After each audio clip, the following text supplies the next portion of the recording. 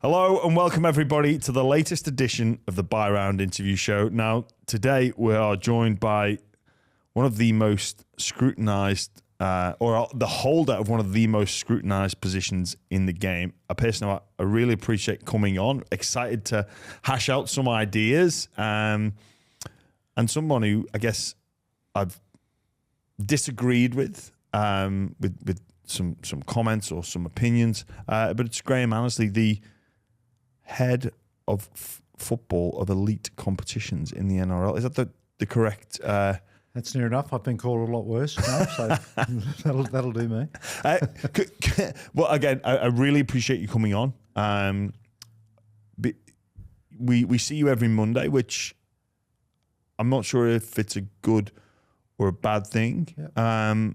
But I like the fact that you're coming on to explain how you see the game, explain a lot of the things to our viewers, because it's so scrutinised, our sport at the moment. It always has been, and I think it always will be. But just quickly on the job, the overall job title as a whole, it's more than just a press conference on a Monday, correct?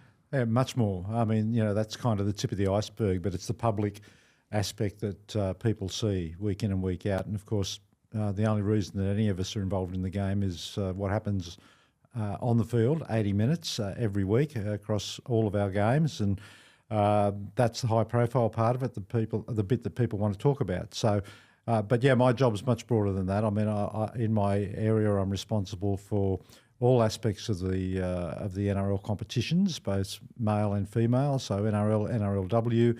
And, not only referees, of course, which is where it gets most of the focus, and a bit of that's because of my background that I get associated so heavily with that, but also, the pulling the draw together each year, the medical aspects of our competitions, so, focusing on things like head injuries, the judiciary, match review and judiciary all falls under me.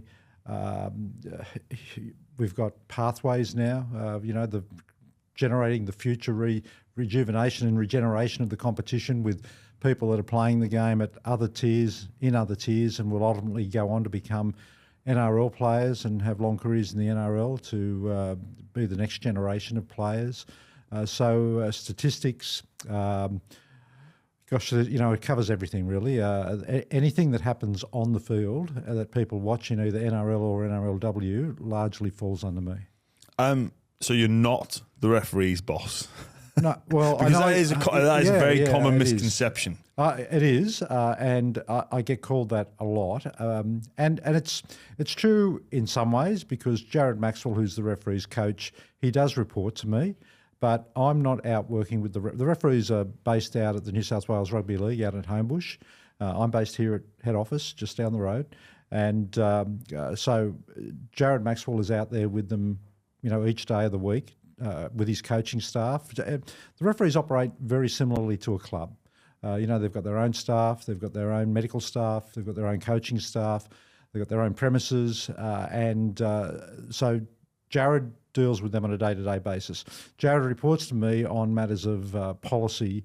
So if we have an issue at head office about how things are playing out on the field, then my job is to talk to Jared about that and have him relay that information back to the referees. So I'm not dealing directly with the individual referees. I do see them occasionally, and I will go out and talk to them 2 or 3 times a year. But I've got a much broader job, as I've just explained. Just on that broad job and such a title that you hold, and the responsibility and the scrutiny that comes with it. Why do you do what you do? Well, I do it because I love the game, like all of us, and I've been involved with it most of my life. I did leave the game for a few years and went down a different path with politics, but I was asked to come back and to go into a club environment, and I spent 5 years at the Gold Coast Titans as the CEO, and then I was asked to come back to head office and take on this role. But I've been involved in the game since I was a kid. Come from a rugby league family, a father who was a junior club president, a brother who played junior representative football, and I was a referee, of course, and I refereed 15 years of top-level league internationals, one State of Origin game, and then moved into administration and made a career out of administration before, as I said, leaving, going into politics and coming back to the game again. Yeah, so I think I really like that answer, that you love the game, and I think the feeling is mutual, that we both love the game, and a lot of our listeners are fans, people that we interact with in the street. They've got this love of the game. Now, a lot of people have got their, I guess, opinions and thoughts on how the game could be improved, or their pet hates about the game. I was actually, and it can be quite generational as well. Can be. I was actually speaking with an elderly gentleman the other day who was telling me, like, oh, we've got to get just 2 men tackles maximum. And I didn't know how that was quite going to be policed. But everybody, it seems like everybody's got an opinion on the game. I want to go through some areas of, I guess, what I see as a concern, and they're quite hot topic issues at the moment. So we'll start with the high contact. Yep. I understand. Well, it's never been okay to make contact with the head. That's been in the laws of the game for such a long time. That's true. But it does appear that the litigation lawyers, the people that come from it, just do it for a pure safety aspect, worried about what could potentially happen in the future. You can't possibly have any sort of contact with the head. Those people were at when I was playing, it felt like they were at the gate of the city of the NRL. Mm-hmm. But I feel as though now they're inside the city and they're starting to control a little bit of how the game is officiated. Now, there's been a number of incidences over the previous weeks where, for me, the head contact, the causation is actually the attacker. Mm-hmm.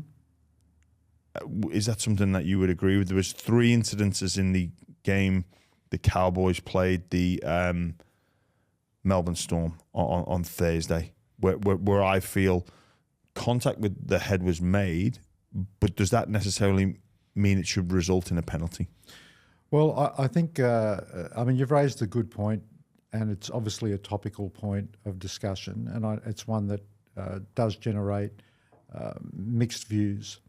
But I think, James, the reason that there is such a high focus on it now, as opposed to perhaps in past eras, is that we know so much more about it now. We know so much more about the consequences of contact with the head. And it's not so much the legal aspect of it. I mean, of course, that's a consideration, not only for rugby league, but for all sports. You look at what's been happening in the NFL, in the US, and other major body contact sports. But it's a player welfare issue. And, we want, I think Peter V'landys has said this on multiple occasions, that we want players, when they're finished in our game, to go on and live long and healthy lives, unaffected by anything that they may have done as a passion, as a pastime, as a profession, because it's not only professional players that are playing rugby league. Of course, it's there are plenty of amateurs out there that are playing and love playing, well into their 30s and sometimes even their 40s. So they do. It's something that they love doing, and it's a sport that does carry some risk, and we all know that, and we all accept that there's a risk associated with it. But it has to be a risk that's managed and has to be one that's reasonable. And what we're trying to do is we're trying to get players to readjust their target area. And, there have been, you don't tend to see the sorts of high tackles that we used to see in previous eras, the stiff arm tackles and, coat hangers and all sorts of things that used to happen. It now is mostly as a result of misjudgment or circumstance. And circumstance can be either the tackler or the ball carrier slipping. It can be a whole range of things, but it usually comes down to target zone. And what we're seeing emerging more and more, unfortunately, this year is contact between shoulder and head, as opposed to arm and head. We used to think of high tackles as really someone running into someone else's arm, and that still happens. But we're seeing more and more incidents of shoulder to head, and that's that's as a result of the way the tackler approaches the tackle. And but we can't just say, well, getting hit in the head is a expected consequence of playing rugby league, because we need to do whatever we can, although it will inevitably happen. We have to do everything we can to try and minimise the opportunity for that to happen. Yeah, I think some is caused by the value of the offload. Mm-hmm. So as a defender, I need to wrap the ball up because I can't afford to concede an offload. That's it's one of the precursors to line breaks, which then is a precursor to a try. So you can go all the way back. How do we stop the try? Well, we stop the offload. We stop the try. How do we stop the offload? Well, our target zone is the ball, of course, and then potentially some contact with the head. So I'm not disagreeing with you, but I think I could look at most tackles, and to the letter of the law, contact with the head happens in almost every ruck. True, and we don't see a penalty or a sin bin or a send-off from every ruck. So there is incidental and low-level, low-force contact that does happen. Very hard when people are throwing each other at themselves at often high velocity. Very hard to completely avoid that. I'm the first to agree with that. So if there was a no contact with the head whatsoever under any circumstances edict, which of course there isn't, then you would see every one of those incidents penalised. We're looking for the ones that have a degree of force and mostly there is avoidability attached to those incidents. I feel I like that. I think that is perfect. It does appear though, over recent weeks, there's been a bit of an overreach where there is little to no force, and there is no opportunity for the defender not to pull out of the tackle, or like I say, the causation of the head the contact with the head is actually because of the attacker with footwork, or even worse, they're falling to the ground.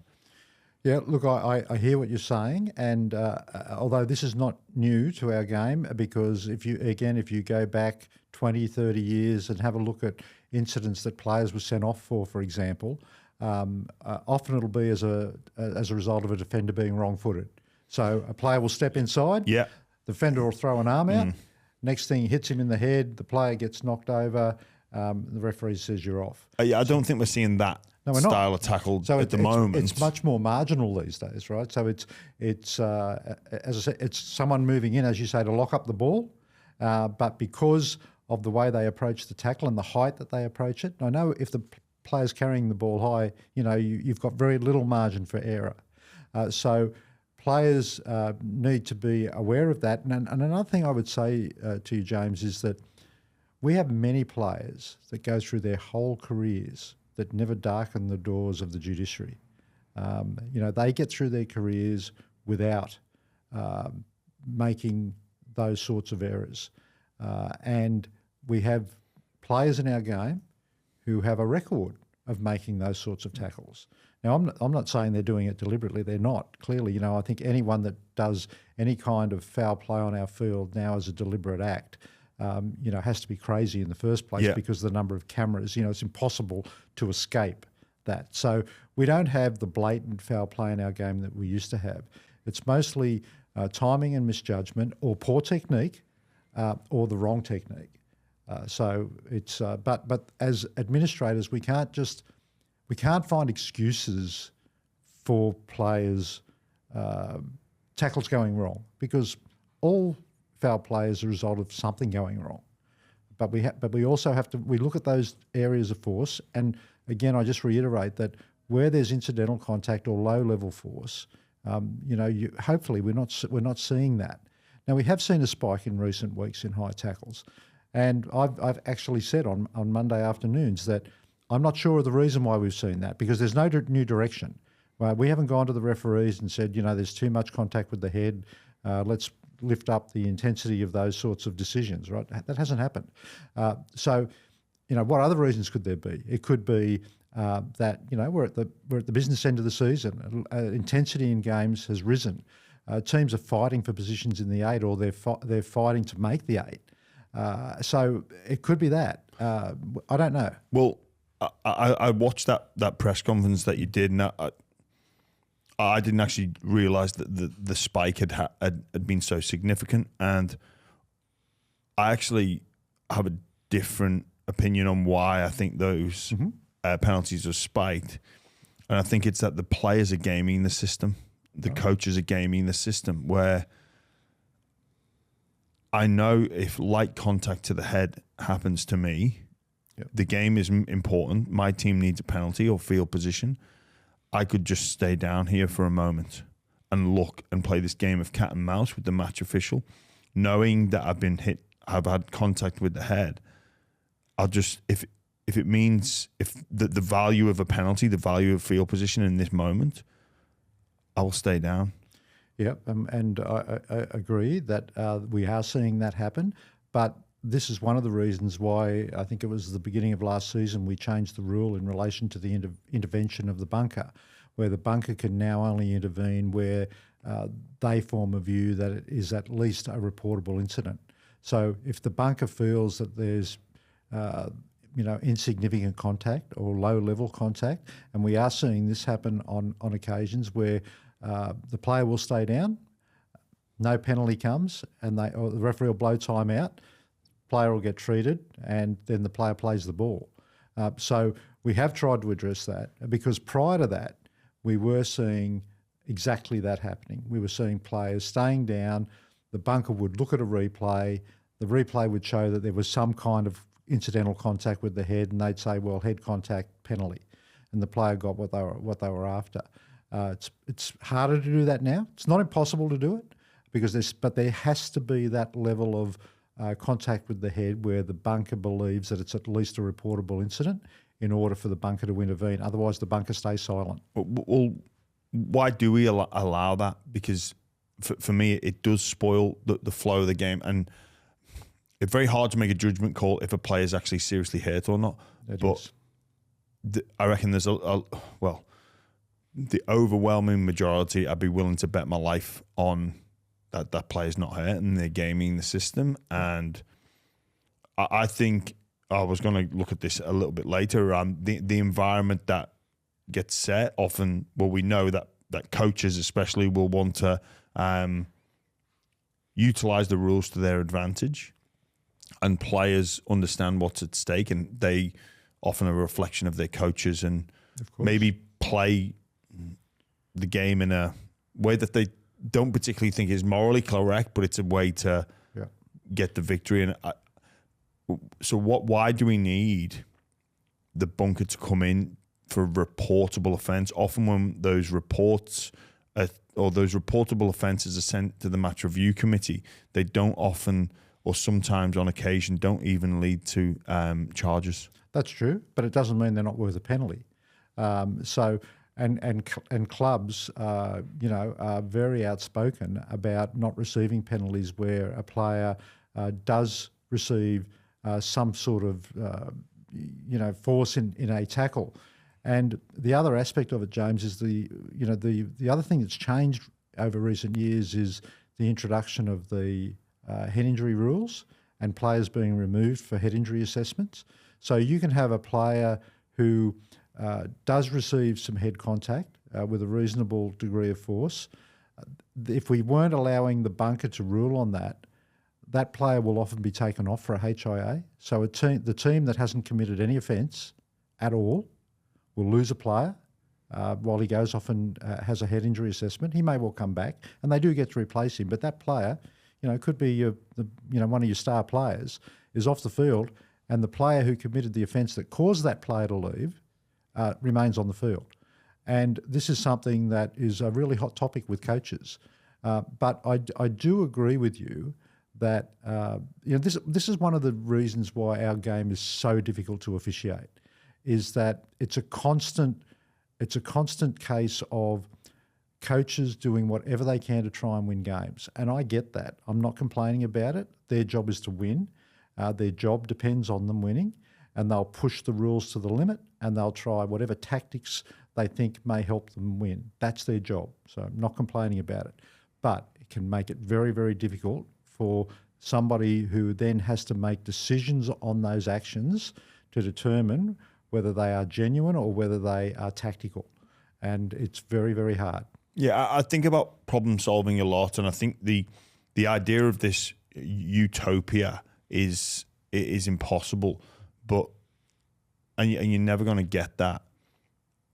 But is the lesser of two evils to have at the referee's discretion, they rule on whether or not foul play has been committed when it comes to high contact with illegal high contact with the head, rather than allowing the players to stay down and bring the bunker in. I'm of the personal opinion that if the referee sees high contact, blow a penalty. If not, then we just continue on, play the ball, and you may lose that player to a HIA. Mm-hmm. Some teams may feel that that's an advantage to them to bring a player off for a HIA, but I think the way that the bunker intervenes for high contact at the moment and some foul play is going too far and is detrimental to the quality of the product. Yeah, look, I'm not disagreeing with the principle that you're raising. I'm also, not disagreeing with, in some cases, players are gaming the system. There's no question about that. But it's also very difficult in some cases for the referees to clearly see what does happen. So, when you say if the referee sees it, he awards a penalty. If he misses it, and it could be because there were multiple players in the tackle, he doesn't see and is obscured from the contact. You see a replay and everyone says, well, that's a really serious tackle, and why is there no action? And at the moment, we have the bunker as a backstop there to try and make sure, because, we are talking about winning and losing games. Coaches live and die by this stuff. So do fans. They're emotionally invested in the outcome. And if a player stays on the field who's committed an offence, in some cases potentially a serious offence, and gets to play the remainder of the game, and it has a detrimental impact on the team that's had the offence committed against them, that kind of goes against the whole logic of our game. Look, I guess the pendulum can swing. It can. But for me, it appears it's swung too far the other way. And we will review that, James, at the end of the year. We always have a review. We always go out to the clubs. We always go out to our fans, and we ask them about aspects of the game that they think we need to look at. And we made a change a couple of years ago where I said there was the bunker could intervene on any tackle. It's now got to be at least a reportable incident. So all those things will be reviewed again, and the commission ultimately make these decisions. It's not made. The decisions aren't made by me. They're not made by even Andrew Abdo. The commission reviews everything that happens at the end of the year, and they make decisions that they believe are in the best interest of the game. Yeah, because speaking to fans, there is a high level of frustration when it clearly the player that the attacker has caused the high contact. Now I know what we're talking about, wrapping up the ball, and those ones. I agree that they probably should be penalties. No, they should be penalties, but where there's the circumstances are. The player puts on footwork or falls into it. I think there was an incident this year where Manly captains challenged and the Tabuai Fido Trebojevic actually ran into the arm. Yeah, there's actually no force, and that was wrong. That shouldn't have been given because contact with the head can happen, I think that, again, those incidences from a Melbourne Cowboys. I think Ruben Cotter, Griffin Neame, they actually fell there like a foot off the ground. Yeah. Why do we need to penalise those, or shouldn't they be penalties? Well, I mean, there are mitigations that are taken into consideration, because some of the contact with the head in those circumstances that you're talking about can be quite hard, quite solid, and can have pretty significant outcomes. So what the referees, and not only the referees, but the match review committee do, is that they look at the circumstances that surrounded that incident. They look for, what are the mitigations. So a tackle that, if a player was bowled upright and wasn't slipping, that might have resulted in a player being sent off, may only result in a penalty because of the mitigating factors that are associated with it. It may result in no action at all because the force was of sufficiently low level that it doesn't require a penalty. And, I just talked about some of those situations where the bunker doesn't get involved, the penalty doesn't get awarded, the player gets up and plays the ball. But it's about trying to find, you mentioned the pendulum, it's about trying to find that right balance. We have to provide a safe environment for the players to play the game, as safe as possible. We know there are risks associated with the game. And, you've talked about that. I've heard you talk about that. Is safety too far up the priority list? I don't think safety can ever be too far up the priority list. Really? But the application of that is where we have to try and get the balance right. We can't say safety is not an issue. It's always going to be an issue. In any sport that's controlled, it has to be an issue. No one wants to see someone get hurt by just doing something that they love doing. So, but the balance of that and taking into consideration the factors that you've talked about is something that we do have to consider, and we do consider, and we will continue to consider. I think people often throw away that we've got to make it like player welfare is the most paramount priority. Well, it's not. It actually isn't, and it never can be. Yeah, I didn't say it was the most important priority, but it is. Yeah. It is a priority. I mean, the entertainment value of the game, the flow of the game. Our game's only going to survive if people want to go and watch it, or if they want to turn on their TV sets or pay their membership, pay their admission into the venue. Our game's only going to survive at the professional level if that continues to happen. But I would say, James, that by all accounts, the game at the moment is as popular as it's ever been. Oh, I agree. It's off the scale. And that's, I don't put that down to administrators. That's because of the school level and the fierce competitiveness of the players. But we have to provide the environment for them to perform. So we have to take into consideration all of the factors. That can be the quality of the venue. You often hear about the surface of the ground not being suitable, or not so much these days, but you used to. So all of those factors about player safety are the responsibility, and I might add, and I don't want to go down this path again, but they are a legal responsibility of any employer to make sure that we're providing an environment that is as safe as possible. No environment is ever going to be completely safe. And I don't think you'd want it to be. No, you wouldn't want, because it would be so sanitised that you probably wouldn't even be able to play the game. Right? You'd say there's too much risk in this game, we're not playing it. Now, no one ever wants to get to that point. We wouldn't be allowed to play at night. No. If safety was the absolute paramount and longevity and player welfare, disruption to circadian rhythm is a well-known factor in all-cause mortality being reduced, and therefore you wouldn't be allowed to play of an evening. Well, or in certain weather conditions. We already have heat guidelines, right? So it's a well-known fact that, excessive heat can have it can be life-threatening in certain situations. So we can't just say, well, we're playing in 35 degrees and high humidity and, you just suck it up because that's a risk you've got to take as a rugby league player.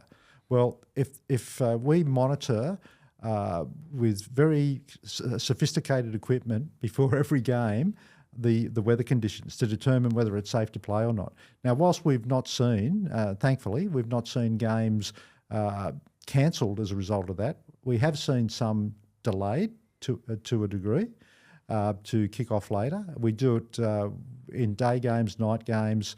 So that's another factor. Thunderstorms and lightning. If there's a lightning storm over the ground and it's potentially dangerous, we can bring the players off the field until it passes. So there always has to be an element of trying to make the game as safe as possible. The biggest aspect of our game is tackling. it happens. There are hundreds of tackles in every game, probably more than most other aspects of the game, and winning the ruck is how you win games. I'm not telling you anything you don't know, but that's the area where we are most exposed in terms of this potential contact with the head and neck, and it's an area that we have to have strict rules around, but then we have to enforce it in a way that is reasonable. And that's, I think, what we've been discussing for 10 minutes is where's that level of reasonableness. Yeah, and I think that, the popularity of our sport here in Australia and New Zealand has never been as great, but I often think about, because you're winning, that doesn't mean you should never examine your processes. Absolutely. And I think I'm probably speaking more towards the lifers here, because the new fan is great, and how they watch and consume the product, but there's probably a group of people that are nailed on lifers, and no matter what rugby league's going to look like, we'll be there, and probably more of a care factor as well, because either we've played or we've grown up with it, and we're not going to flip and flop our different teams. The amount of Penrith supporters out there right now I'm actually embarrassed for most of New South Wales, because you shouldn't be if you live in the Shire where I do and you've got a Penrith shirt on, you need to have a look at yourself, because and it's kids and it's popularity and all that. But in terms of like reviewing the processes, the high contact thing, I've spoke about penalties, the sin binning element as well. Now, why do we need to sin bin certain levels of high contact? Why can that not be left to the match review committee to sort out? Because it can be so consequential, and good teams will make you pay, and it can determine the result a lot of the games that we witness.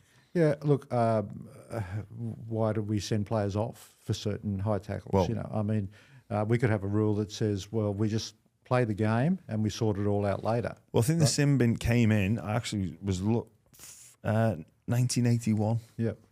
And before that, there was only send-offs, right? You could be sent off for the rest of the game. And, of course, at that time, it was felt that in some cases, players being sent off was too harsh a penalty in a game.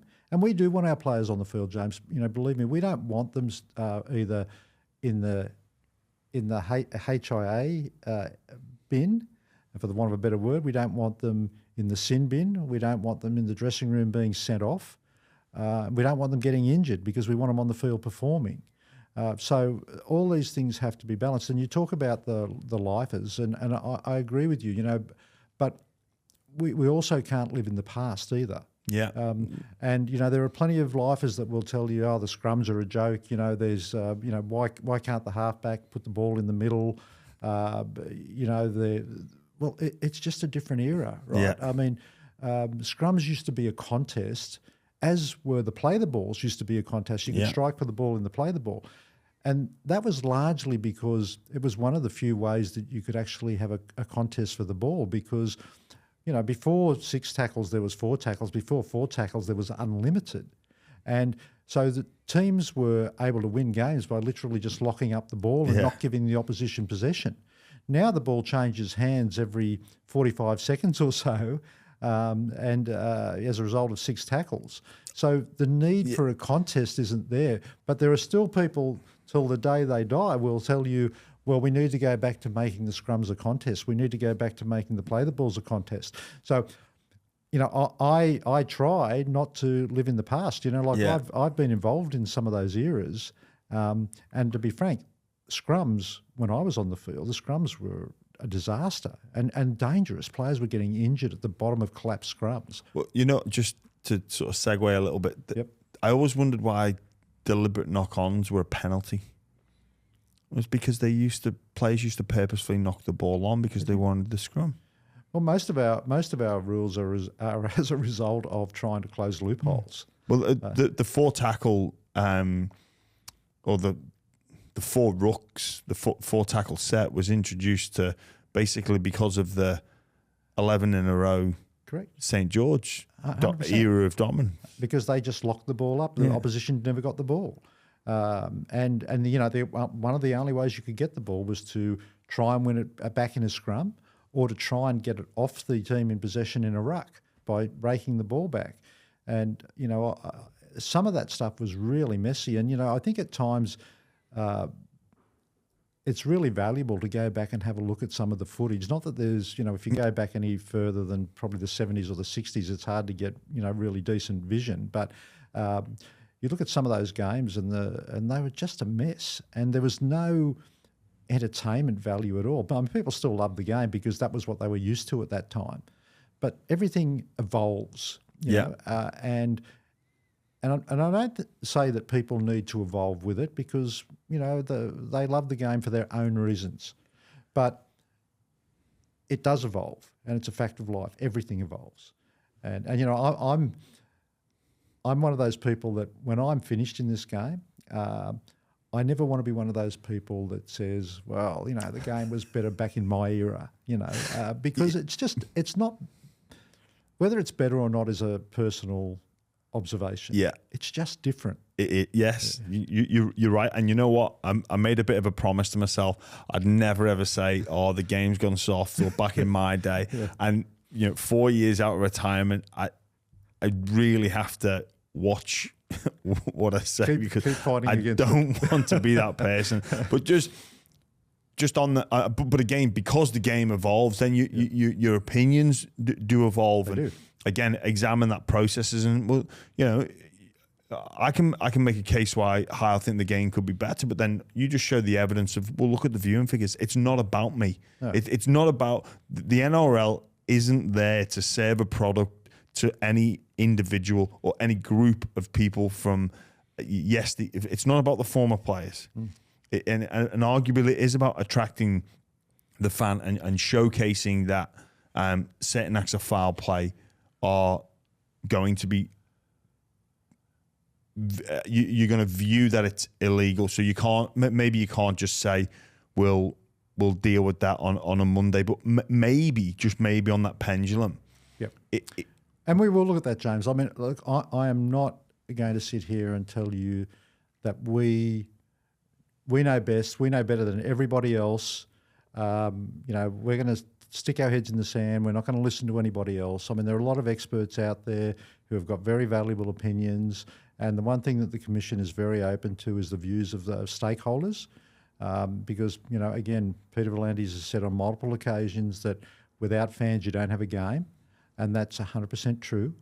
So we will hear all those views, and quite often, that the views conflict with each other because there's such a wide diversity of views in our game that we have to kind of take it all in, and then ultimately the Commission has the responsibility for making decisions about what our game looks like next year and each subsequent year.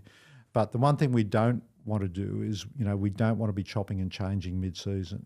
So we'll review at the end of the year, and if that pendulum has to move one way or the other, then that's something the Commission will consider. We'll come back to what the game may look like in the future, but one thing we have to do, that if a player stays down in order to milk a penalty or game the system, they must be taken off for a HIA for 15 minutes. There's a number of examples where the attacking player, there is contact with the head. They understand that contact with the head has been made. They stay down. They wait. The bunker then does interfere. That player is then put on report. But the trainer will come on, do this with the jaw, and they'll say, no, look, I'm all right. It's like, well, hang on. If you've stayed down, I think you've got to come off compulsory, because if we're going to put safety as a value or as or up there on the priority list, we've got to make sure you're safe, buddy. Yep. No, I hear you on that, and that may well be one way of addressing it. Yeah. Another issue for me, the crusher tackle. Yeah. And again, nobody wants to see what we used to see towards during the majority of my career. There are some very dangerous positions that players were put in. I can only really recall one from this season, and it was Kurt Mann against Parramatta. and the player had backed in, and he sort of jumped back, left his feet, and I thought, oh, that was a really bad textbook, old school crusher tackle. Now again, why was the crusher tackle brought in? Because you control the head, you control the attacker, you control the ruck, and it was causing and had the potential to cause some really serious injuries. But I do feel as though now again, some players are gaining the system and backing into tackles, and just because their neck is slightly to one side, they're staying down and claiming the penalty. Again, knowing they won't be sent for HIA. The system has allowed this. Again, I think if the referee sees it, blow the penalty. If not, just play on. And I don't think some of those crushers should be put on report, because again, the causation of the issue, the causation of the neck being put in a certain position is actually the attacker, not the defender. Yeah. Look, I mean, each case is different, right?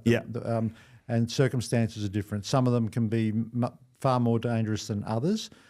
You don't often see a player go to the sin bin for a crusher. It's usually a report. And all tackles get reviewed by the match review committee anyway. But it's it's something that can be dangerous and will often result in a penalty. But again, the whole gaming issue, I agree with you, is something that we have to be wary of. But referees also can't be doctors, and they can't be put in a position where they have to determine whether a player is genuinely injured or whether they are feigning injury. Because you can imagine the circumstances where a referee tells a player to get up or whatever, and the player has suffered some sort of serious injury and plays on, and exacerbates that injury. I don't think it's up to them to make a medical diagnosis and say, get up and play the ball, you're fine. It's just, I'm not going to penalise this situation. I don't look at it as an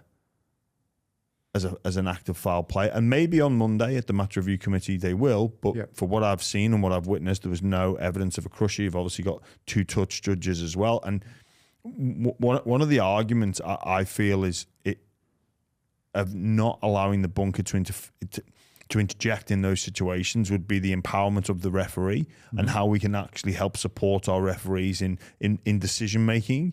I think sometimes the bunker is there as that backstop, but sometimes knowing you have the backstop stops you from actually having the confidence to make the decision, because I don't need to make the decision because the bunker will do that for me.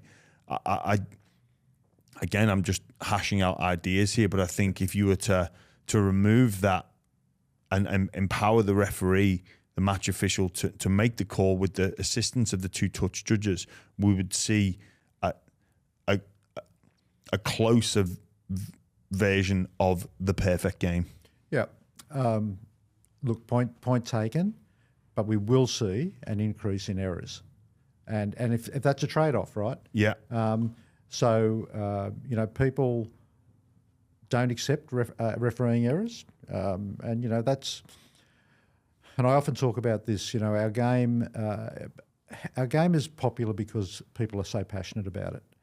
And there is a level of expectation with the performance of match officials that doesn't apply to participants, doesn't apply to players. Doesn't apply to coaches. No. It doesn't apply to CEOs. Yeah, it doesn't apply to most people on the planet, actually. But there is an expectation that a referee will start the game perfect and get better from there, right? And it can't happen, right? Referees are human, and they will make misjudgments about things. But then does the scrutiny become even worse, and the level of expectation become greater because of the fact you have this technology to assist you, and the fans and the players know that. So we might see less feigning of injury under the proposal that we've been talking about, right? But we will see an increase in misjudgments by referees, because you're putting more of the responsibility back on them to make the decision without any assistance, apart from the touch judges, who are also just seeing it live. So, that might be a decision that the game has to take at some point about, to what extent do we balance, again, going back to the pendulum, do we balance the risk or lessen the risk of injury feigning? And to what extent will that increase errors? Because when referees make an error that affects the outcome of the game or results in points being scored, there is like zero tolerance. I'm not talking low level of tolerance. In the general rugby league community, I'm talking coaches, I'm talking club officials, I'm talking fans.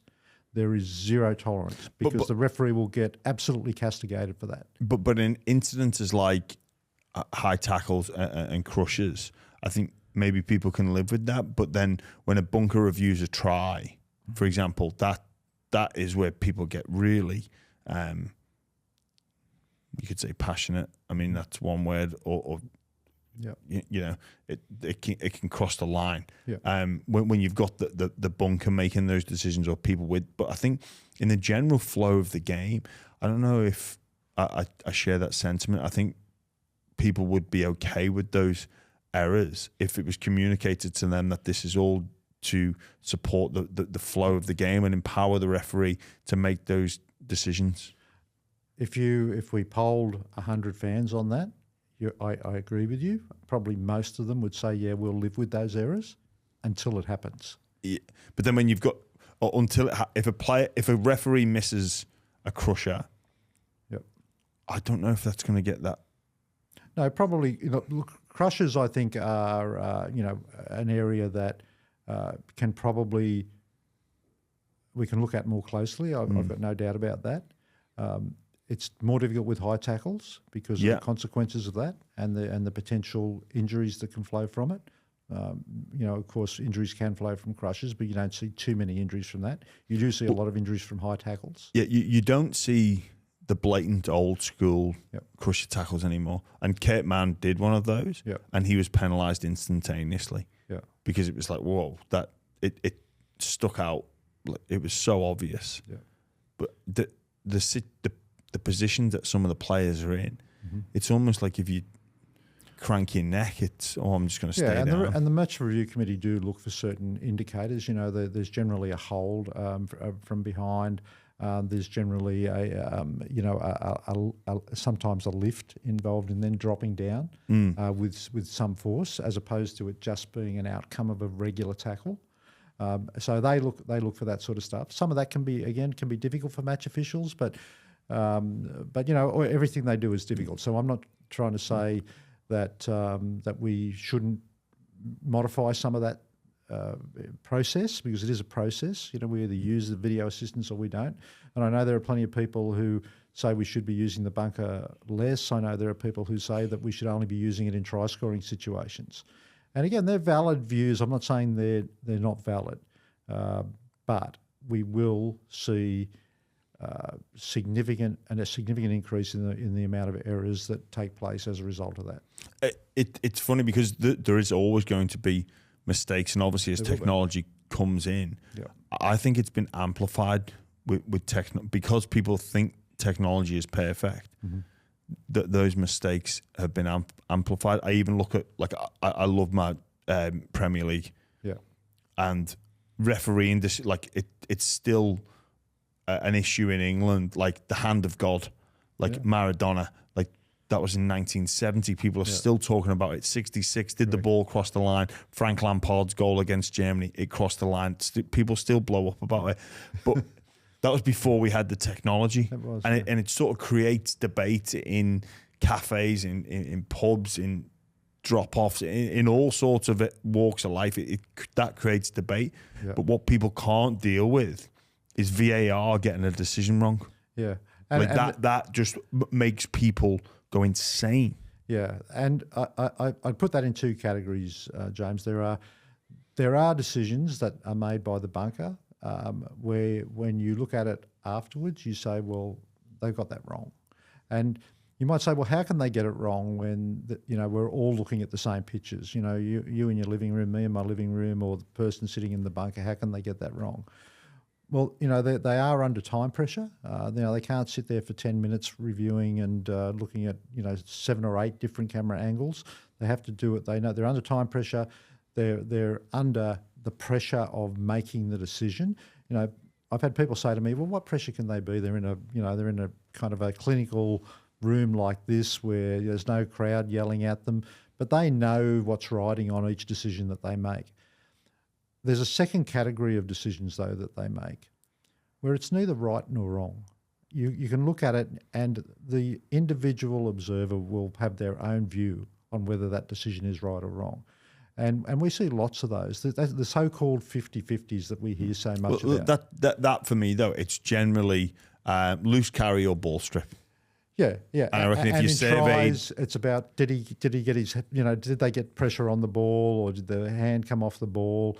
And some of those decisions that, we will hear commentators go off about or, social media will light up about it.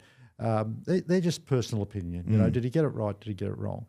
If the bunker makes a howler, again, another popular word in rugby league dictionary, then, they shouldn't be getting those sorts of things wrong. Yeah, because they've got... because they've got the technology. But again, you can have the best technology in the world, and we've got very good technology.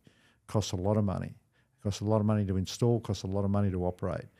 But you still rely on a human being looking at those pictures and interpreting it and making a decision under some degree of pressure.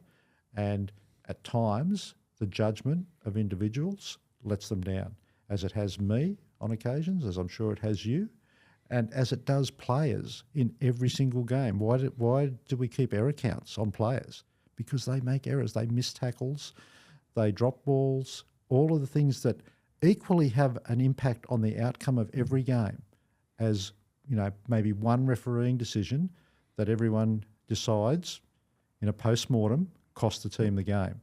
No one ever says, well, that decision was wrong, but our defensive lapses cost us 3 tries. Then we, if those errors hadn't have happened, we would have won the game. But I'm not complaining about it, James. It's just the reality of our game, that there is so much focus on officiating in our game. Always has been, probably always will be. I think the reason why there's so much scrutiny on the bunker is because the variables are all reduced.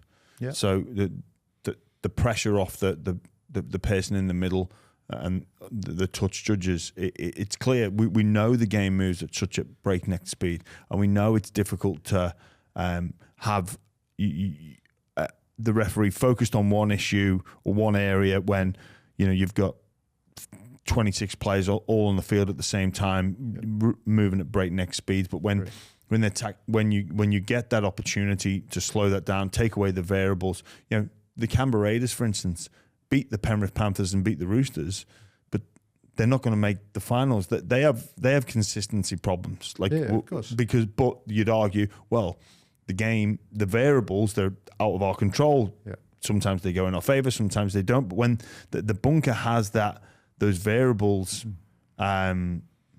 significantly reduced or almost fully reduced with a set of laws, not rules, laws. Yep.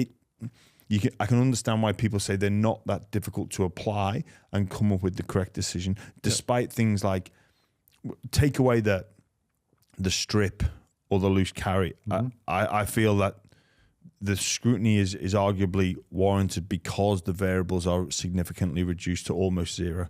Yeah. Yeah, although, again, you see a player goes, and again, we talked earlier about the objective is to lock up the ball in a tackle, right, so there can't be an offload. And you have a player that goes in to make a tackle, or multiple players that are in making a tackle. They're all over the ball. The ball comes out. Is it as a result of them, nudging it out, or is it just been a loose carry? I mean, they are judgment calls that the match officials have to make, and people will disagree with those. So, we're never going to get a perfect game. In fact, we probably wouldn't. If we had a perfect game, it probably wouldn't be so popular because, as you said, a lot of the time people love arguing about this stuff. It generates discussion, in families and in bars and in all sorts of circumstances. But our job is to try and minimise those errors as much as possible. And we'll keep striving for that, but we're never going to get it perfect. Is going to the crusher tackle, is some of it maybe like the definition? Because I'll sometimes see an incident and go, that's not a crusher. And maybe it's not a crusher to me, but maybe it's a crusher to you. Yeah. I think that, again, that just comes down to personal interpretation of what is, because again, these are all dangerous tackles. So that's the reason that there's action against them, whether they're high tackles or crusher tackles or any other kind of tackle that introduces some degree of danger. Chicken wings, all these things, right, where a player gets his arm bent back. These are incidents that can be avoided, and we have to have rules to try and minimise the opportunity for those to happen. But I do take a point you made earlier about how some of these things have been introduced, and in an effort in the professional game, in an effort to lock the ball up, in an effort to try and control the ruck. A lot of these are wrestling moves or jiu-jitsu moves that have been introduced to try and do exactly that. And I'm not complaining about it, but that's how they came into our game. Well, again, the laws of our game. I'd love to speak to a historian about this, because we probably give too much leeway, because am I correct in thinking the laws of the game are, once the tackle's been completed, you must immediately release the tackle to player? Like immediately. Yep. And then we hear phrases come into the game like, we're going to allow like 4 seconds, dominant tackle. Yep. So, well, hang on a minute. The laws of the game say you must release the tackled player immediately. Like, no. So at some point that was adhered to, and then at some point in time, they allowed players to or somebody recognised that the value of slowing the ball down was the difference between a win and a loss. Yep. They allowed it for a little bit. They allowed it for a little bit longer. Mm-hmm. So why don't we referee to the laws of the game? Because we do have to find that balance between getting a reasonable standard of compliance with the laws of the game and having a game that people want to watch. We could very easily, James, and this has been suggested from time to time, we could very easily, with the Commission's approval, we could send the referees out from the start of next year and say, you know what, we're just going to apply the laws of the game. And we will have, you could literally blow a penalty in most rucks. You could blow a penalty in most scrums. We would have a stop-start game that no one wanted to watch. There's already for a while. There's already everyone says for a while, and the players will then comply. There's no evidence to suggest that based on past practices, because there have been in 18. I thought we were close. Yeah, well, there have been so-called crackdowns. I avoid the word like the plague, but there have been crackdowns in the past where, in the end, it usually results in the crackdown easing off because it doesn't get the desired result. So it's a balance. It always will be. Coaches will do whatever they can to try and win games, as will players, and that's their job. The referees have to try and get a reasonable level of compliance with the rules of the game, and still have a responsibility for having something that is exciting and attractive and as open as possible so that people want to watch it. I guess if we're striving towards this utopia and this consistency, which is incredibly difficult to achieve, it is. Applying the laws of the game would surely help that, because there's nothing more frustrating than to a fan as seeing a penalty being given in the final moments of the game, when you've got a multitude of examples of foul or law breaking. Yep. Throughout the game, but also other areas of law breaking. So it's like, well, hang on a minute. Why are we now all of a sudden going to call a player offside or not square at marker when this has been happening all game? Yep. Yeah, 100%. Again, as I said to you, the referees have a responsibility to try and get a reasonable and consistent level of compliance with the laws of the game.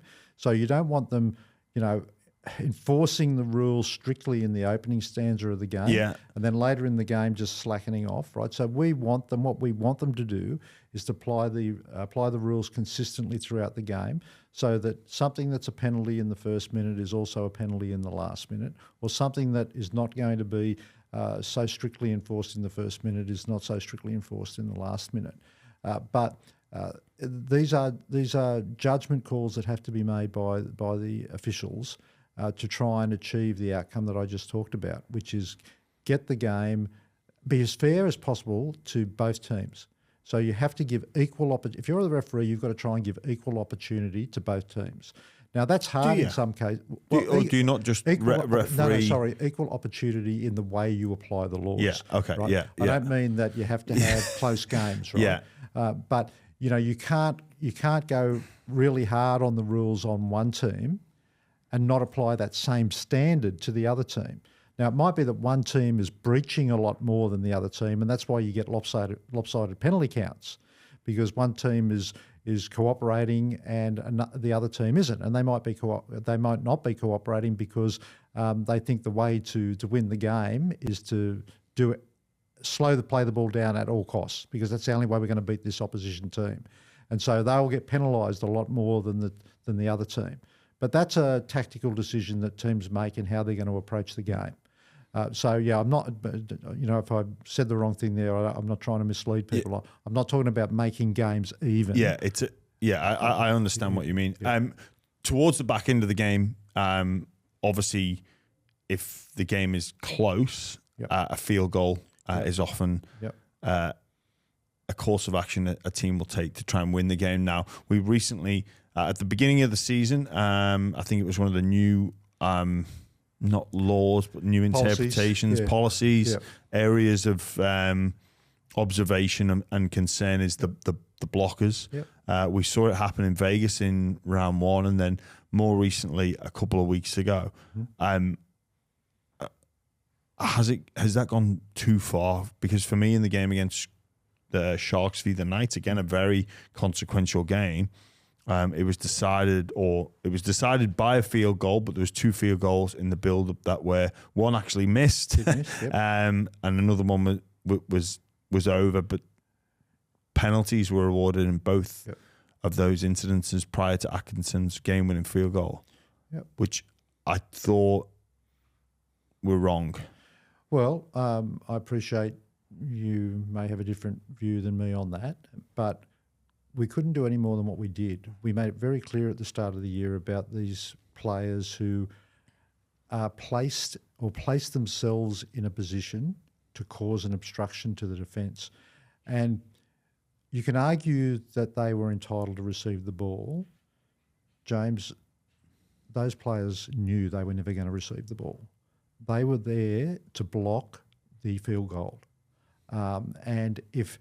And we said at the start of the year and showed examples from last year where players had to run around those players, had to change their paths to try and get to the kicker. And we saw in some cases where there was actually contact. But they are placed there to block access by of the defenders to the field goal kicker. Was it that bigger issue that it needed to be addressed? It was, James. Otherwise, we wouldn't have introduced it in the off season. We had multiple examples last year where it was happening and games were being determined by it. Field goals were being awarded where defenders were not allowed the opportunity to try and stop the field goal. See, I'd say that more of an issue was defenders going early to block the field goals and leaving the mark too soon. Well, that's also an area that the bunker can intervene on. Can't intervene on 10 metres because it's too hard to tell, particularly if players are wide. You can't tell whether they're in front of the referee or not from a camera that's on the halfway line.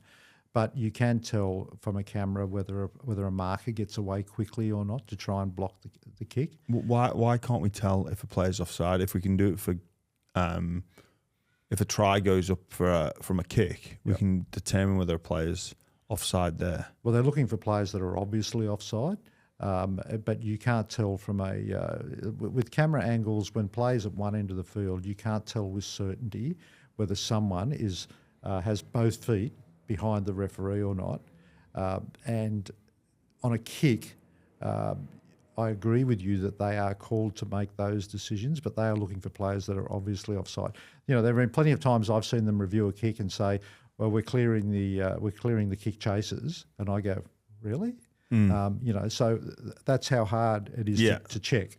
But in terms of a match decision about whether a player has got away early or not, or whether they've got both feet behind the referee in the 10 metres, that's very hard to tell. But you can tell if there are people blocking defenders. And again, we can't do any more than be transparent about this stuff, James. Whether people agree with the policy or not, we sent referees to pre-season training. We sent educational videos out to clubs so that they could review it. And it's mostly been successful because we've seen multiple field goal attempts this year where there wasn't a blocker in sight. They just stood the kicker deeper so that they still had time to get their kick away. I mean, defending teams are entitled to try and stop that kick. And we don't play NFL. You can't interfere with someone who hasn't got the ball in our game. I think there's a difference between purposefully running to block, which I'll take. I think did used to happen. Players purposefully going into the direct line, almost like an escort in a way, if you like. But I think that the incidences that happened on that night at Shark Park, especially Kalen Ponga, for me, he ran in. He was the causation of the quote unquote blocker. I'm the first to admit that people will have differing views on this about whether it's right or wrong. But the one thing that could have prevented it is don't put those players there. You were warned against putting them there. I would argue as a middle forward, where am I supposed to go? They're not going to receive the ball. I've heard the arguments about they're entitled to receive the ball. They are entitled to receive the ball. And they potentially could receive the ball. But they are never going to receive the ball in that situation because that's not what they're there for. But then that same judgment call, if the referee can't determine whether or not someone's actually seriously injured, surely they can't determine whether or not I could actually receive the ball. Well, there's a lot of difference between an injury or applying the laws of the game in a tactical sense. It's a judgment call that the referees have to make, that they're required to make it. They can't, James. They could just say, "Well, I'm not going anywhere near that," and we'll get all of this inconsistency about sometimes there'll be penalties, sometimes there won't. Did he have to alter his line to get to the kicker? There are some people who would only accept that should be penalised if there's a collision. But then you'll just get the defenders running straight at them so that they collide with them. All of these, we talk about gaming and we talk about playing for penalties. It's a constant battle for the officials that they have to deal with. And they will make decisions that some people will agree with, some people won't. And as I said earlier, that's been the nature of our game for a long time, and it always will be. So obviously, I listened to your press conference post that round, and you were adamant that that's there to stay. Is that something we'll expect to see going into finals? Obviously, with the scrutiny, the pressure, and the consequences. Well, it's not new, James. It's been in place all year. There was no outrage about it when it was introduced at the start of the year. We didn't have coaches coming to it. In fact, we had coaches coming to us saying, "Thank God you're stopping that," because it was getting out of hand. And it's a tactic. Like everything in our game is tactical. Coaches do it because they're trying to win. And I say for about the half a dozenth time in this discussion that I'm not bagging coaches for that. I'm not criticising them. That's their job. But the job of the official is to try and make sure that one side is not getting an unfair advantage over the other in any particular incident. Now, I would agree with you if we had said nothing about this in the off-season and those penalties just appeared out of nowhere in that game and there had been no other penalties throughout the course of the season for it, I would say, well, yeah, you're probably right. That's a bit rich pulling those out in that game at the back end of the season. But that's not what happened. This was educated to clubs. It was widely publicised to the public. There were examples of what would be penalised and what wouldn't be. It's still a discretionary call, right? I mean, the referee and the bunker still have to make a decision that they believe that the placement of those players did have some impact on the defence. So if a player is wider and nowhere near the kicker, but is still, in front of or in line with the ruck, they still have judgment there. So it's not automatic. They formed the view in those situations that it did have an impact on the defence. Yeah, I guess it is a judgment call. And I guess going back to my previous argument about compliance, well, if you know the rules and you don't comply, then you shouldn't complain. Again, going back to my old position as middle forward, I'd be going, well, where do you want me to go? Yeah. I don't really have a place to be. Well, I can show you video examples of field goal attempts this year where there were no players in that position. Well, obviously, it has happened. Because coaches decided that they didn't want to risk having the field goal disallowed, so they just didn't place them there. They were back, either in line with the kicker or behind the kicker, because when you go to that ruck that you were going to take the field goal attempt. Sometimes mostly, it's instinctive. Yeah. But. There are examples this year of that happening. So to those clubs that have complied with the rule, they're entitled to say, well, why did we bother? Because they've ignored it in that game. Yeah, that's fair.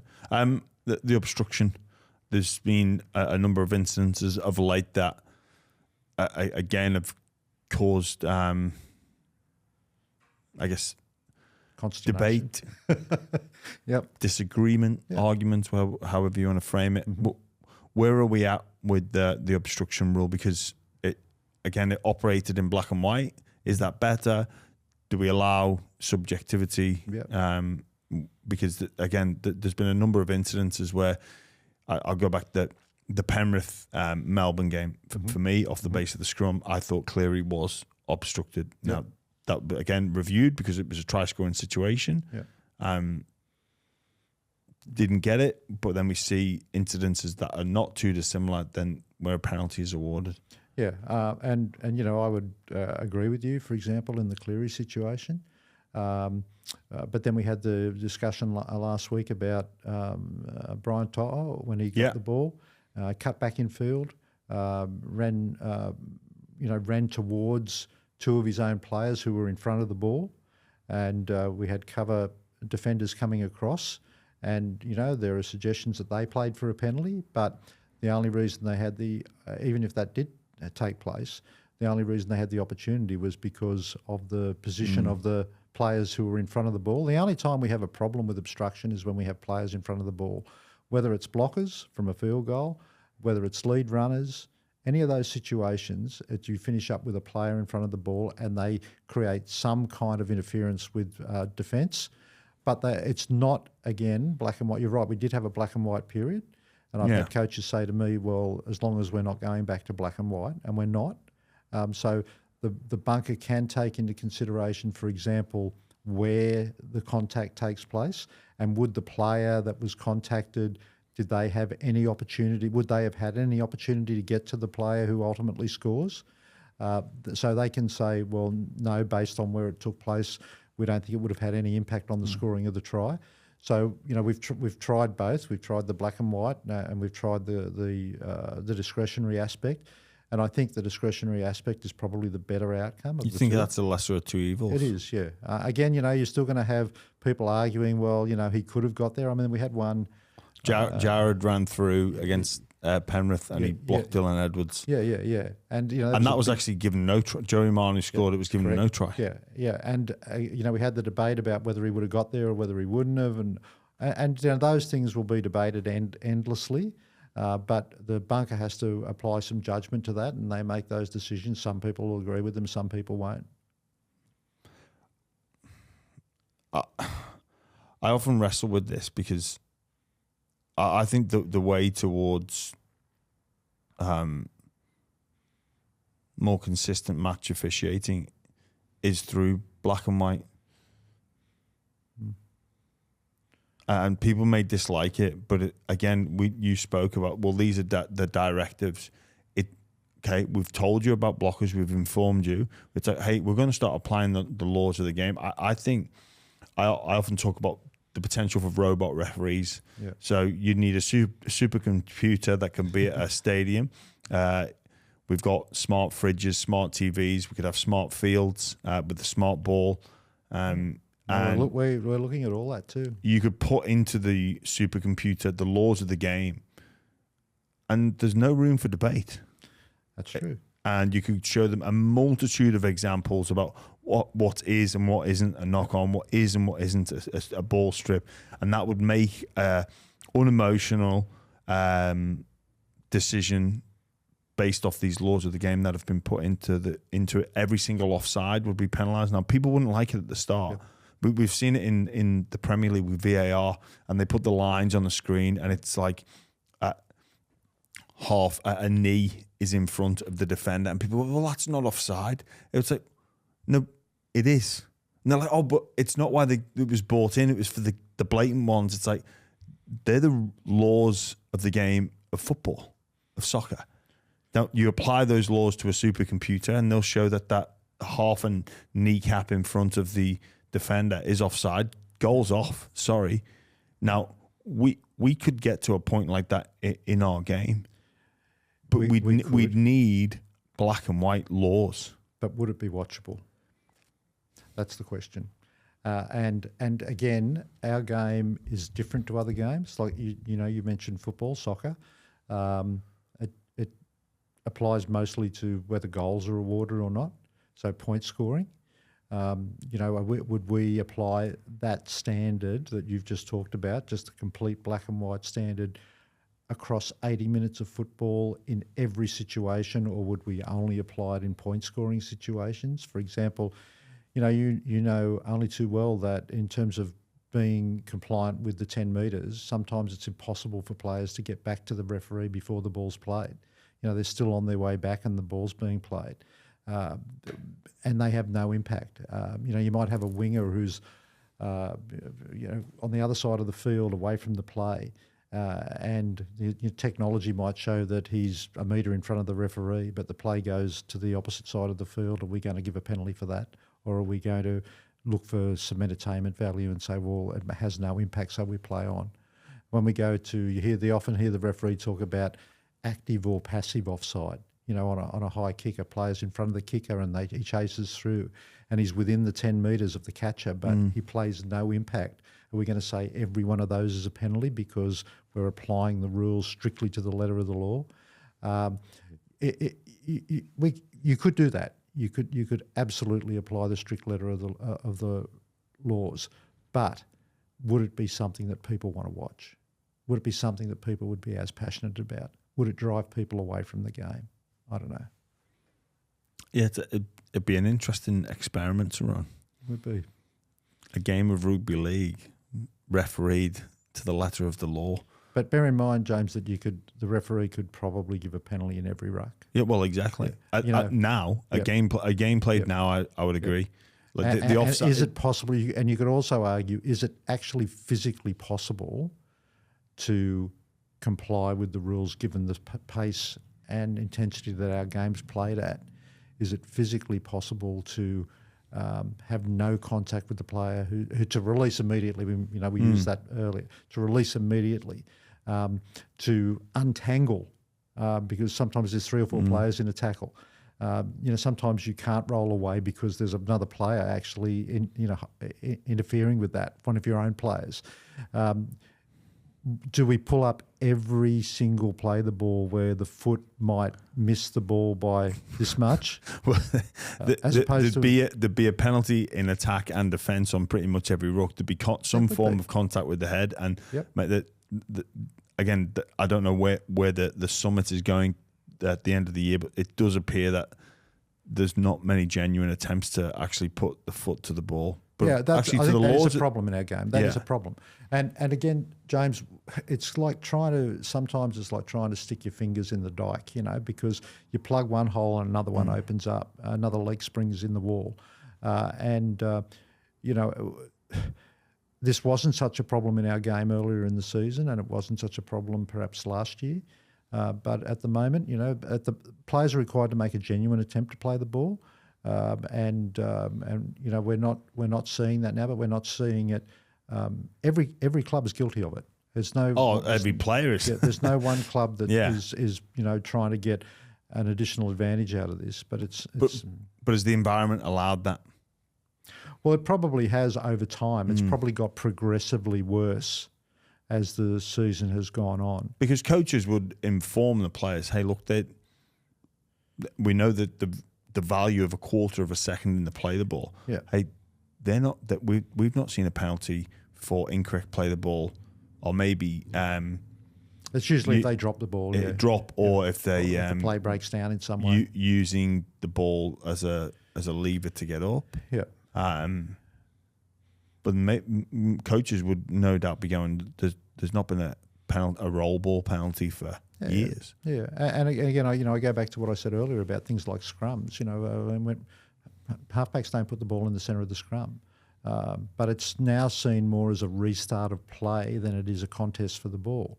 So we could fix all of those things if we wanted to say, well, we are not going to worry about what our game looks like, in terms of the attractiveness of it to watch. We are going to have a clinically correct game that might be unwatchable. Careful what you wish for. Sometimes. But I think the answer, James, is it's got to be a balance. Go right back to the start of our conversation about the pendulum. Yeah. Right? And I think that applies to pretty much most aspects of our game. It's a balance. It's getting the balance right. And it's about creating an environment where teams can equally compete for the right to try and win games of football. Some are better at it than others. Some are more talented than others. They've got better combinations than others. So, we'll always have a team that wins the competition. We'll always have a team that wins the wooden spoon. But we've got to try and create an environment that's fair for everybody. And again, not equal for everybody, but fair for everybody. You, in your role, what is it like for you to sit there on a Thursday night, Friday night, Saturday, Sunday, and, for example, the Stephen Crichton incident happens over in New Zealand. That was a Saturday afternoon, Friday evening. You're sitting at home, you're watching this unfold. What goes through your mind in situations like that? Well, I get very upset about it in terms of I want games to go smoothly. I don't want errors, particularly obvious errors. And I know that it's when I see something that is clearly wrong, that's had a fairly significant impact in the ebb and flow of a game, I know that there's going to be drama about it. I know my phone's not going to stop ringing. I know that we're all going to be criticised. Who's calling you? Well, it's mostly, a lot of it's media driven. I don't hear too often from coaches direct. Coaches mainly deal with Jared Maxwell on their week-to-week issues about referees. I deal with, even on a Monday, what we try and do is we try and deal with the major controversial incidents out of a weekend where people want to know, was it right, was it wrong? Playlists of incidents, sometimes coaches will submit 20 or 30 incidents from a game and they submit those to Jared Maxwell. I do occasionally get a phone call from a coach. A lot of it's media driven. Wanting to know your thoughts on the outcome? Of course, because everyone has to be accountable for, and we as the administrators we have to make some sort of public assessment of whether a controversial incident was in fact right or wrong. Now, you mentioned earlier, right at the start, that you don't know whether the Monday briefings are a good thing or a bad thing. Make my life a lot easier if we weren't doing them. But we do them because people expect us to be accountable. They expect us to make a decision one way or the other. Sometimes I can't please anybody. Like if I say that the referee was wrong, I've got the referees unhappy because they may well believe they were right. If I say that the referees were right, I've got clubs that are unhappy. But I think that we have a responsibility to be publicly accountable. And if we weren't, people would be saying, well, they've got their head stuck in the sand and, they're not holding anyone accountable. You've convinced me now. Like I genuinely didn't know when I watched you on a Monday. I'm like, I can't understand if he's doing the right or the wrong thing. And the other thing about it, James, too, is that everyone has a voice about these incidents. So why should the people who are responsible for running the game not have a voice about them? And everyone's entitled to their opinion.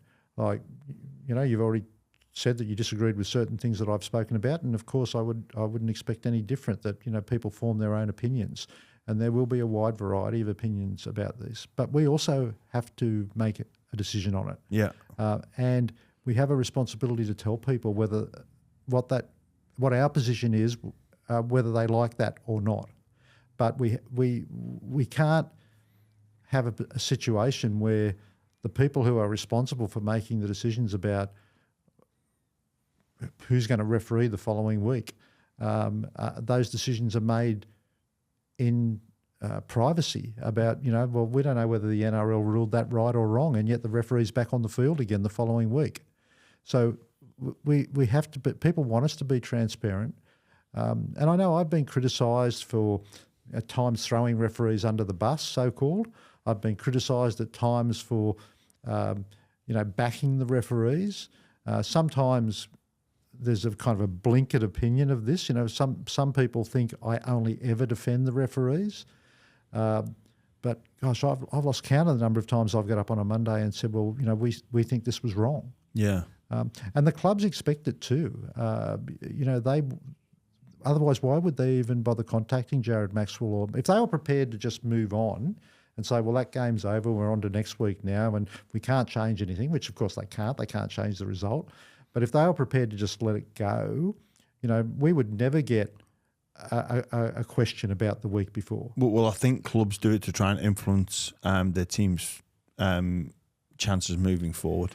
Yeah, but it doesn't have that impact because, it's a false. If that is a view, and it may well be in some cases, if that's a view that will apply some pressure, the referees never get the same team 2 weeks in a row. So it's it'll be a different referee. But they may highlight an issue that they feel is unfairly affecting them. Like I think it was Coach Webster from the Warriors that said, I'm not a coach that contacts Jared Maxwell, but I'm going to have to become that person. Yep. So obviously he sees that there's an avenue to affect the result by having dialogue with the boss of the referees. Yeah, and I think that we need to keep those lines of communication open. But the point I'm making is that if anyone thinks that actually has an impact on the referees in the next week or the following weeks, because what does happen, what actually happens is a referee goes onto the field and they just look at an incident in real time as it happens and they make a decision. Yeah. Right? So they're not looking at an incident thinking, oh, I remember what such and such coach said about that, so I better make this decision. They react instinctively. Yeah, but we are human and we do have a subconscious and we do have things at the back of our mind which affect our judgment calls. Of course. So I would argue that even just using Coach Webster's quote as an example, that I think coaches do feel that they can influence. Well, certainly what we try to do, James, is that if a referee's made an error, we try and make sure that same error doesn't happen again. But it's not as a result of any complaint that might come from a club. The clubs are entitled to know whether we think the referee was right or wrong, and we have a responsibility to tell them that. But it doesn't impact what happens in future weeks. But again, because of our game's subjectivity and how we apply the laws of the game. Yeah. Like like we've said, every single ruck could be deemed a penalty for both the defence and the attack. Yep. So I don't know whether we should close off those lines of communication with the clubs and the referees. You think we should, or we should? Yeah, we should close them off. Like, why should a club be able to say, look at these 20 incidences? Because, well, you won't reply back and go, well, here's another 20 that we didn't penalise you for. Well, they will sometimes. I mean, they again, I don't deal with that, but there will be times where, and we've got David Fairley, who's on the referees coaching staff as well, and he's played the game at the highest level. He's coached the game, and he can talk to coaches, coach to coach. And at times, when a coach is saying, well, we got penalised for this on these occasions, here's a playlist of other examples where the opposition haven't been penalised. And sometimes he'll say, well, yeah, you did get penalised on those, but here's some other examples where you could have been penalised and you weren't. And this is just all about finding that balance again. So, going back to, I guess, where we started this is that what we're trying to do with Mondays, and whether it continues or not, that's a matter for the commission. But what we do is we try and be as open and transparent as possible, and I think that the public expect that and have a right to that. The clubs do as well. And if I'm with you. I'm with you on the Mondays now. Like, definitely, I understand that accountability, and I think I'm definitely on the camp of you should keep going with it. But I don't know if these lines of communication should be open with the boss of the referees, because I've been there before when a coach is saying, like, I've spoke to him about this, that's not going to happen again, and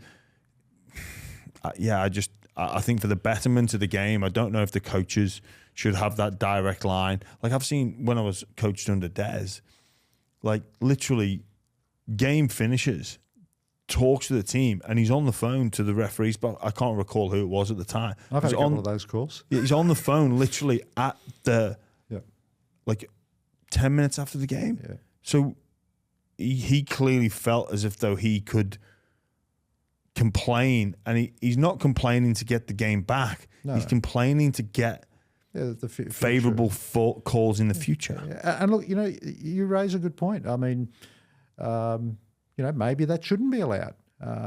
It traditionally always has been, where, going, as long as I've been involved in the game, coaches have been able to contact referees' bosses over, multiple eras where they've been able to complain or get explanations about a whole raft of issues. Or maybe in writing. Yep. Like, put it in, because the tone and the level of influence people can have with their voice is different to putting things in writing. Yeah. And I guess I give you one final point on this, which is that the person who never actually hears that is the actual referee. So it gets filtered through their coaching staff. If there is something in a club complaint that the coaching staff believe is valid, they will generally address that with the whole group, right? The whole group of referees, to try and get a consistent approach to it. Yeah.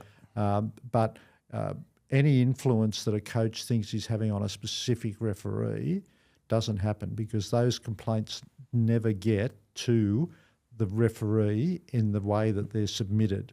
There may be, and there'll be argy-bargy between the referees, coaches, and the head coach about whether their complaints are valid or not. In some cases they'll get a concession and say, yeah, you're right on that. In other cases they'll get pushback and say, well, no, we hear you, but you're wrong on that. But the only thing that gets to the referee is whether there is a valid concern about something that's happened in a game, other than just an error, because, we can't stop people making errors. No one plans for errors. They just happen.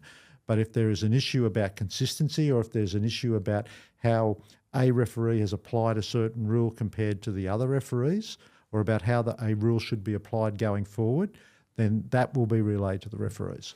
It's been reported that there will be an end of season quote unquote summit. Yeah, we have one every year. Yeah, you have one every year. What's the items that will be discussed? All the things we've been talking about. Nothing will be off the table. We do a complete review every year, driven by the Commission, and ultimately the Commission what happens next year will be decided by the Commission in the off-season. So we'll conduct a review, we'll get feedback from clubs, we'll get feedback from fans, we'll get feedback from the media. All of that kind of goes into the melting pot. There are generally some good ideas that come out of that. There'll be, potentially some policy changes, potentially maybe some rule changes, but they are matters that are considered by the Commission and determined by the Commission, and then it'll all be publicised and notified to the clubs so that we go into next season with everyone knowing what the ground rules are, again, to try and give everyone that equal playing field. One of those areas is the bunker and some of the decision-making processes, or the number of people involved in that. Is there a possibility of a bunker person that would be in the bunker from the pre-season trials all the way through to the grand final, Thursday to Sunday, and 3 Wednesdays in the middle of winter? You'd have to hope they don't get sick or take a holiday, but it'd be a massive job. It would be very, very difficult for someone to go through 8 games every week. Do you think? Yeah. I mean, it's a very intense environment. I'd invite you actually to come one day while the game's on. And because we've had a number of coaches come in, we've issued an open opportunity for any coach to come into the bunker when they're not playing, of course, because they're going to be at their own game, but to come in and observe, because it's not, people just think of the bunker these days as the officiating side of the bunker, the decisions that get made, but there's so many different aspects to the bunker. It's a technology smorgasbord, because we've got, in one room we've got the independent doctor and spotters reviewing games live for potential head injuries. In another room we've got live match review taking place, where we've got match reviewers effectively starting live but going on delay because they're rewinding things and looking at it to flag incidents that might be subject to match review and judiciary. In another room we've got statisticians, analysts that are flagging incidents that might have to be, like officiating incidents that might have to be reviewed.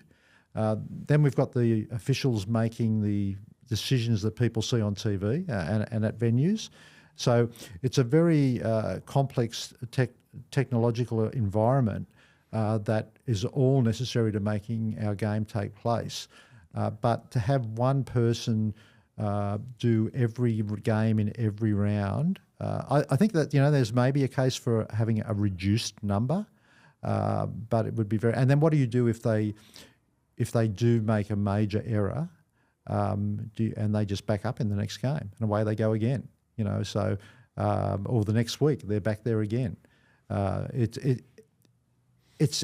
Sounds like a utopian situation, but may have some difficulty. What about a 3-person decision-making panel? So maybe a former coach, former player, but more importantly, a match official, and it's try, no try. Well, there's 2 there at the moment. But with 3, you would get and obviously having people from different backgrounds. Yep. A player or coach that can say, I think that's milking. You're not going to put that responsibility on the match official. But a decision-making process where unanimous is the goal, but if unanimous cannot be reached, it is majority. Well, or consensus. I think you have to remember that at the end of the day, the bunker official is also officiating. So, you have to have people who are required to make decisions. That's why we have a referee on the field. In the bunker, we have effectively a second referee. But then if you had 3 people in charge and consensus the consensus, hopefully majority, unanimous, then would that not eradicate the individual howler? Well, you might get a majority howler. But you could. One of the things that we also monitor very carefully and hold people accountable for is speed of decision making, because no one wants to sit around and we wouldn't want people to have a committee meeting about whether it's a try or not. Well, you could solve that. Not committee. They would not be allowed to communicate with one another. Yeah, well, so they could, because we know about the level of influence they're involved with key decision making. So the person that speaks first, they're often the influencer. If you had 3 individuals in 3 booths, and they get their own, and then they go, "This is what I think. This is what I think." Bump. It's unanimous. Happy days. Oh, there's a split here, but we're going to go. The overwhelming majority. Well, look, I would never say never do anything, James. We would have to work through how that could work technically, what it would do to potentially decision making time. All of those factors would have to be considered. And the one thing I won't do is I won't kind of sit here and say, well, the way we're doing it is the best we can do, and we're never going to look at improvements, right? Because we're constantly striving to how we can improve. We're probably never going to be able to eliminate all errors, but our job is to try and minimise errors.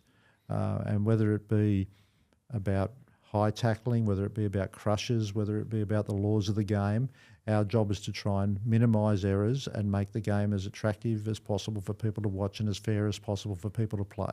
Yeah, well, the game has changed a lot. It's funny, I was doing a little bit of research last night on some of these new rules and new laws, and we inherit the laws of rugby union in 1895.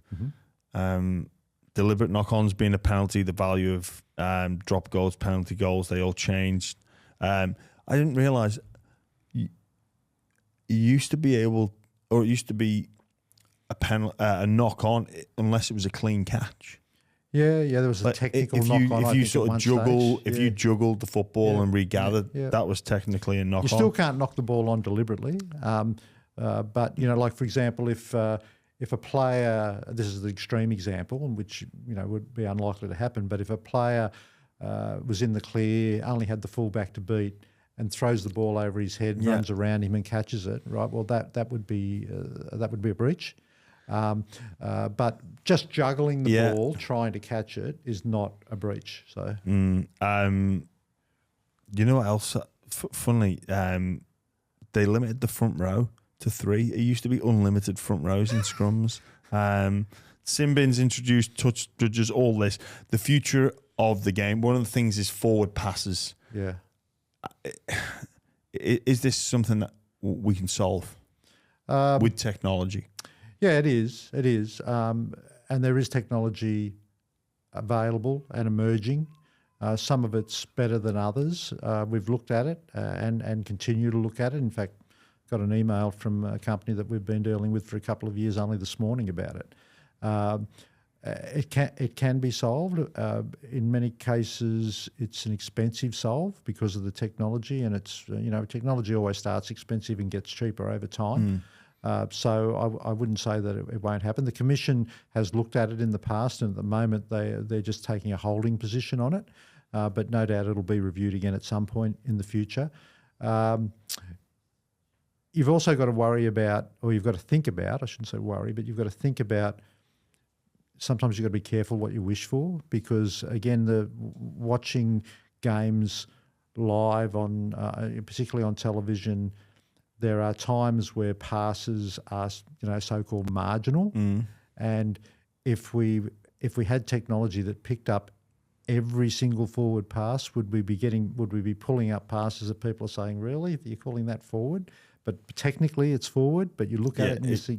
Well, again, if it's a forward pass, it's a forward pass. Well, yes, that's true. Geometry can show you that. Do we need to adjust or amend the laws of the game to stop allowing the ball to be able to travel forward, like scrap the momentum rule? Would that then therefore make it a lot easier?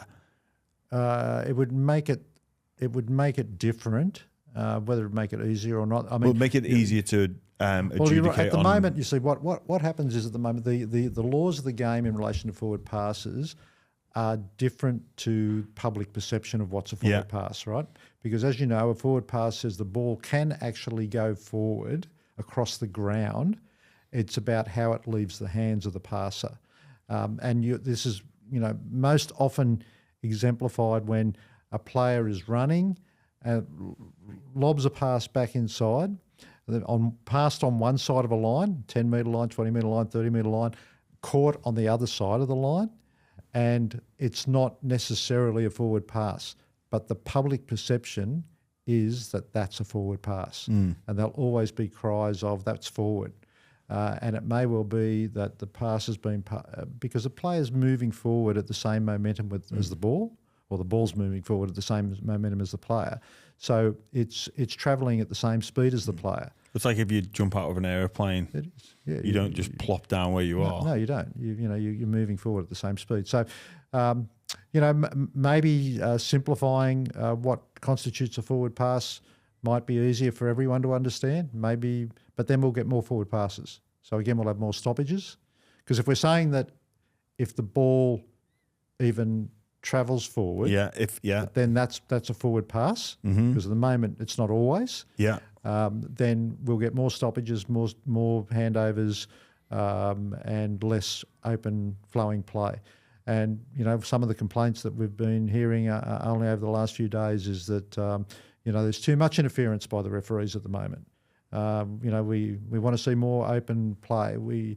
So it's a balance, and sometimes that stuff's not in the hands of the referee. I mean, there are some games that can be much more difficult, and you've played in plenty of these, that can be much more difficult to referee because the players drag the referee into the game more often because of the physical nature of the game, or the number of errors made by players drag the referee into more decisions. There are other games where the play goes up and down the field and the referee kind of almost sits back as a spectator and just watches it unfold. So it's not always the impact of the referee that determines how many stoppages or how many penalties we have in a game. Final question just on you as a person. You've been a politician, the CEO of an NRL club, you've been a referee, now you're head of elite performance for the NRL. Which role do you prefer, and which has the most pressure? Well, it's a difficult question to answer because I just try and do the best I can with whatever I'm doing at the time. I take pride in my performance like everyone else does in their day-to-day lives.